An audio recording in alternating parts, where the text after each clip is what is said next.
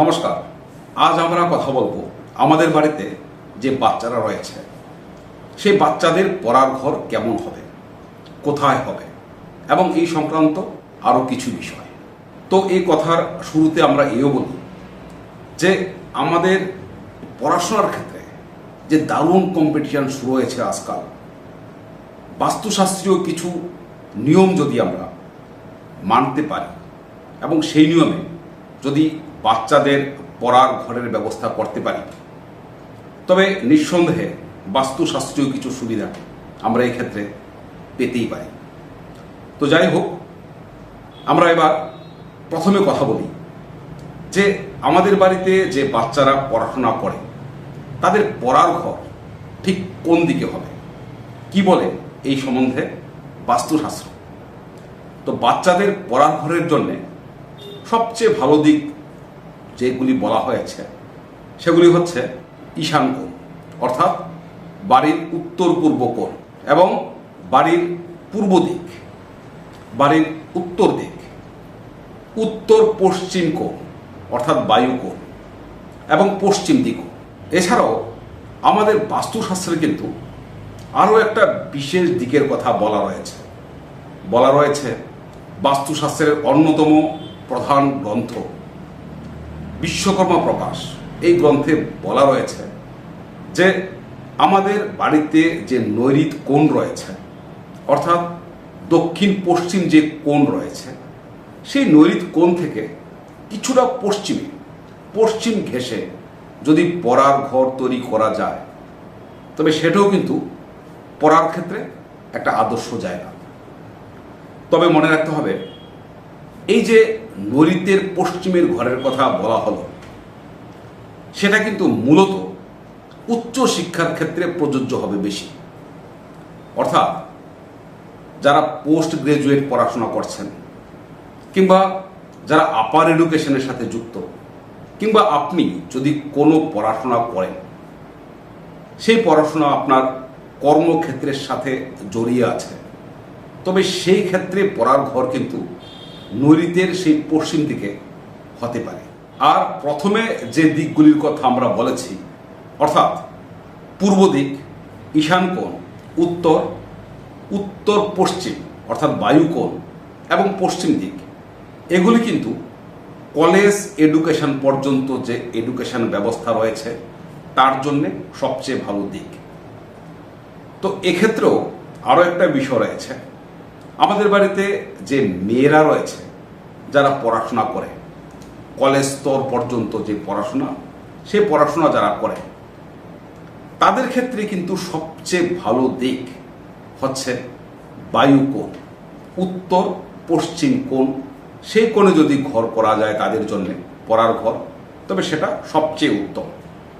আর ছেলেদের ক্ষেত্রে সবচেয়ে উত্তম দিক হচ্ছে পূর্ব দিক।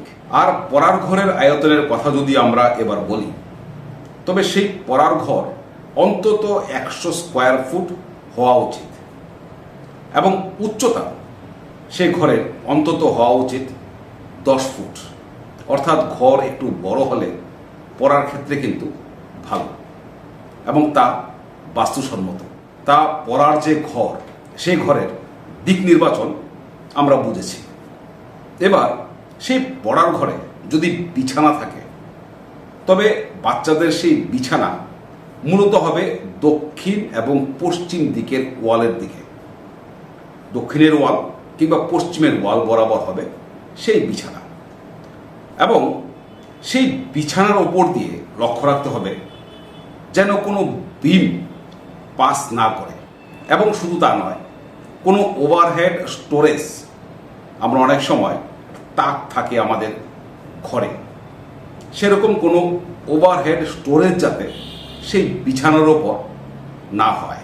এবং বাচ্চারা যে শোবে, ঘুমাবে, তাদের মাথা হবে সবচেয়ে ভালো হয় যদি পূর্ব দিকে থাকে। যদি সেই ব্যবস্থা না থাকে, তবে তাদের মাথা থাকবে ঘুমানোর সময় দক্ষিণ দিকে। তো সেই পড়ার ঘরের যে দরজা হবে, সে দরজা হবে মূলত পূর্ব দিকে, উত্তর দিকে কিংবা দক্ষিণ দিকে। তবে আরও একটা জিনিস লক্ষ্য রাখার বিষয় রয়েছে এই দরজার ক্ষেত্রে, সেটা হচ্ছে বাচ্চারা যখন পড়বে তখন তাদের চেয়ারের পেছন দিকে যেন কোনো দরজা না হয়, এবং এইরকম দরজা কিন্তু বাচ্চাদের মনোসংযোগের ক্ষেত্রে সমস্যার সৃষ্টি করে, এবং এরকম দরজা বাস্তুসম্মতও নয়।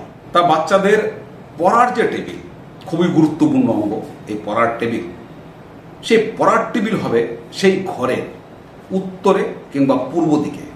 অর্থাৎ আমাদের বাচ্চারা পড়বে উত্তর দিকে মুখ করে কিংবা পূর্ব দিকে মুখ করে, এবং সেই যে টেবিল, সেই টেবিল কিন্তু কিছুতেই গোলাকার কিংবা বর্গাকার হবে না। সেই টেবিল হবে আয়তকার, এবং তা হবে আয়তনে বড়। ছোট টেবিল কিন্তু পড়ার ক্ষেত্রে আদর্শ নয় এবং বাস্তুসম্মত নয়। আর যদি টেবিলের ওপর কোনো কাভার রাখার ব্যবস্থা হয়, তবে সেই কাভারের রং যদি সবুজ হয় তবে কিন্তু তা হয় সবচেয়ে ভালো। এবং লক্ষ্য রাখতে হবে টেবিলের ওপর যেন কোনো ওভারহেড স্টোরেজ না থাকে। সেই বিছানা কিংবা খাটের মতোই টেবিলের ওপরেও যেন কোনো ওভারহেড স্টোরেজ না হয়। যদি হয় তবে সেটা কিন্তু মনোসংযোগের ক্ষেত্রে সমস্যা সৃষ্টি করতে পারে। আরও একটা জিনিস লক্ষ্য রাখতে হবে, টেবিল যেন ওয়াল থেকে অন্তত 3 ইঞ্চি দূরে হয়। যদিও এটা বাস্তুসম্মত, তবে অনেক ক্ষেত্রেই কিন্তু এটা বাস্তবসম্মত হয় না আমাদের বাড়িতে। কারণ বাচ্চাদের পড়ার টেবিল যদি একটু দূরে থাকে তো অনেক সময় বাচ্চাদের বিভিন্ন জিনিস সেই টেবিল থেকে পড়ে যাওয়ার সম্ভাবনা সেখানে তৈরি হয়। তবুও যতটা সম্ভব বাস্তুর দিকে লক্ষ্য রেখে আপনাকে সেই টেবিল কিন্তু ওয়াল থেকে যতটা সম্ভব 1 ইঞ্চি কিংবা 2 ইঞ্চি 3 ইঞ্চি না হলেও কিছুটা দূরে সেই টেবিল সরিয়ে রাখা কিন্তু ভালো হয়, বাস্তুসম্মত সেটা হয়। তো আবার টেবিলের সামনে কিন্তু রাখতে নেই কোনো স্ট্রাকচার, কোনো স্টোরেজ স্ট্রাকচার, যেখানে কলম কিংবা বিভিন্ন জিনিস রাখার ব্যবস্থা রয়েছে, এমন কোনো স্ট্রাকচার সেখানে রাখতে নেই কোনো আলমারিও। তবে টেবিলের সামনে যদি কোনো জানালা থাকে কিংবা কোনো খোলা জায়গা থাকে, সেটা কিন্তু ভীষণভাবে বাস্তুসম্মত। তবে টেবিলের সামনে কিন্তু থাকতে পারে বিভিন্ন পড়ার যে চার্ট রয়েছে, রুটিন রয়েছে, কিংবা ধরুন ম্যাথস কিংবা ফিজিক্স কেমিস্ট্রির জন্য যেসব চার্ট থাকে সেগুলি কিন্তু থাকতেই পারে। এছাড়া থাকতে পারে মোটিভেশন বাড়ানোর জন্যে কোনো কোর্স কিংবা কমেন্টস। তার টেবিলের ওপর যদি অতিরিক্ত বই পত্র পেপারস ইত্যাদি থাকে তবে সেটা কিন্তু অশুভ বলে বাস্তুশাস্ত্রে বিবেচিত হয়। টেবিলে থাকবে শুধুমাত্র কারেন্ট বই, কলম, পেপারস ইত্যাদি। টেবিলের কথা তো আমরা বললাম, এবার আমরা বলি বসার ব্যবস্থার কথা। তা বাচ্চারা যেখানে বসে পড়াশোনাটা করবে সেটা কিন্তু কোনো টুল জাতীয় জিনিস হবে না, সেটা হবে কোনো চেয়ার কিংবা চেয়ার জাতীয় জিনিস, যেখানে বসে হেলান দিয়ে পড়াশোনা করা যায়। তা আমাদের বাচ্চাদের ঘরে অনেক সময় হালকা কোনো খাবারের জিনিস কিংবা জলের বোতল এবং থাকে ঠাকুরের ছবি কিংবা মূর্তিও। তো সেই হালকা খাবারের জিনিস, জল কিংবা ঠাকুরের ছবি বা মূর্তি, তার জন্যে কিন্তু সবচেয়ে উত্তম বাস্তুসম্মত দিক হচ্ছে ঈশান কোণ। ঈশান কোণে ঠাকুরের ছবি বা মূর্তি আমাদের সেই পড়ার ঘরের বহু বাস্তুদোষ নষ্ট করে দিতে পারে বহু নেগেটিভ শক্তিও। তা ঠাকুরের ছবি আমরা যদি কোনো কারণে ঈশান কোণে না রাখতে পারি তবে সেই ছবি বা মূর্তি থাকবে সেই পড়ার ঘরের পূর্ব দিকের দেওয়ালে কিংবা উত্তর দিকে। তা ঠাকুরের ছবির কথা বললাম বলে এ কথাও বলি, অতিরিক্ত ঠাকুরের ছবি কিন্তু পড়ার ঘরে থাকা শুভ নয়। বিভিন্ন বাস্তুশাস্ত্রীরা বলেন 1টি কিংবা 2টি, তার বেশি ছবি যেন পড়ার ঘরে না থাকে। তো যাই হোক, সেই 1টি বা 2টির মধ্যে অন্তত 1টি থাকা উচিত সরস্বতী মায়ের ছবি। তিনি বিদ্যার দেবী, তিনি জ্ঞানের দেবী। তা যে ঘরে আমরা পড়াশোনা করছি সে ঘরে সেই বিদ্যার দেবী যদি থাকেন তবে সর্বোত্তম। এছাড়া থাকতে পারে গুরুর ছবি কিংবা যে দেবতাকে ভালো লাগে সে দেবতার ছবি বাচ্চারা তাদের পড়ার ঘরে রাখতেই পারে। তার সেই ঈশান কোণে যদি সুন্দর একটা জায়গা করে নিয়ে সেখানে কোনো হলুদ কিংবা সাদা জারে যদি জল রাখার ব্যবস্থা করা যায় তবে সেটাও কিন্তু খুব ভালো। এই জল রাখা ঈশান কোণে সেটা কিন্তু সেই পড়ার ঘরে অনেক দোষ নষ্ট করে দেয়, নেগেটিভ এনার্জি দূর করে। তবে মনে রাখতে হবে সেই যে জল রাখা জারে সেটা কিন্তু প্রতিদিন নতুন জল সে জারে ভরতে হবে, পুরনো জল ফেলে দিতে হবে।